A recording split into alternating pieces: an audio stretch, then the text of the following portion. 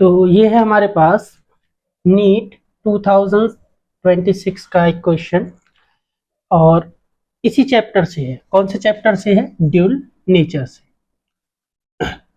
वैसे तो टोटली पढ़ना होता है, छोटी छोटी चीजें हैं इकट्ठी कर ली जाती हैं, लेकिन देखते हैं कि हमें इसमें कितना पता है जिससे ये क्वेश्चन हमारा सॉल्व हो जाए। Match the list equals to H new.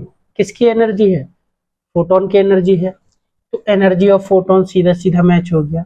ये सबको पता होगा, सबको मतलब करीब करीब सबको ही पता होगा। Lambda equals to H upon P, ये भी सबको पता होगा, भी डी ब्रोगली वेवलेंथ का फॉर्मूला है। हो गया मैच। अब बात आती है कॉम्पटन इफेक्ट के बारे में। भी सबको नहीं पता होता जनरली कि कॉम्पटन इफेक्ट क्या है। हाँ, डाइफ्रैक्शन एंड इंटरफेरेंस सबने पढ़ रखा होता है, बट इस बात में आप कंफ्यूज हो सकते हो कि पार्टिकल नेचर ऑफ लाइट बताते हैं, वेव नेचर ऑफ लाइट बताता है। तो डाइफ्रैक्शन और इंटरफेरेंस ऐसे फेनोमेना हैं जो लाइट का वेव नेचर बताएंगे। लाइट का क्या बताएंगे? वेव नेचर, मतलब लाइट वेव है इस बात को ही शो करेंगे। लाइट पार्टिकल है इस बात को कौन शो करता है? फोटो इलेक्ट्रिक इफेक्ट शो करता है। अभी हमने पढ़ा है फोटो इलेक्ट्रिक इफेक्ट लाइट का पार्टिकल नेचर बताता है या वेव का पार्टिकल नेचर बताता है, फोटो इलेक्ट्रिक इफेक्ट। इस पे अभी थोड़ी सी बात करेंगे, लेकिन उससे पहले इस बात को क्लियर करते हैं कि डाइफ्रैक्शन और इंटरफेरेंस में क्या होता है। आपने ऑप्टिक्स अगर पढ़ी हो अब तक कि डाइफ्रैक्शन इंटरफेरेंस में हम किसकी बात करते हैं कि जो लाइट है वो किसकी तरह बिहेव करती है? वेव की तरह बिहेव करती है। तो ये तीन पॉइंट तो ऐसे थे जो जनरली सबको पता है। तो ये क्लियर हो गया कि कॉम्पटन इफेक्ट किसके लिए आ गया। फिर कॉम्पटन इफेक्ट आ गया particle nature of light. But इसको थोड़ा सा पढ़ लेते हैं। Compton effect particle nature of light के लिए आया है, इस पर थोड़ी सी बात कर लेते हैं। फोटो इलेक्ट्रिक इफेक्ट में क्या होगा?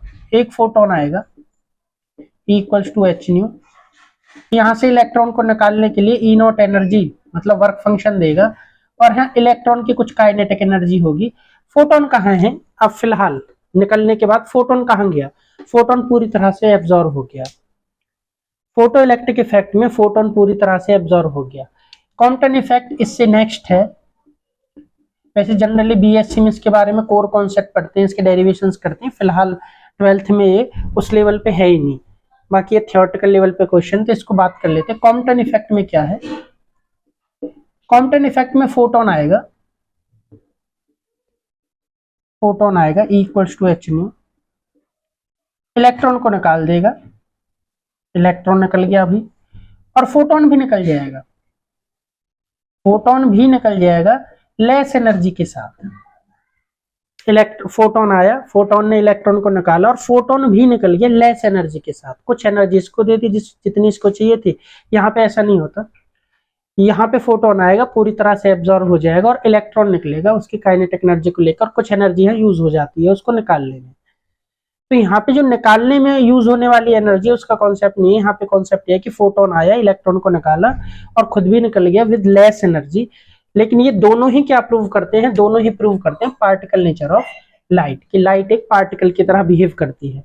ये पार्टिकल बोला किसको गया है? लाइट कौन से पार्टिकल की तरह बिहेव करते हैं? खुद फोटोन।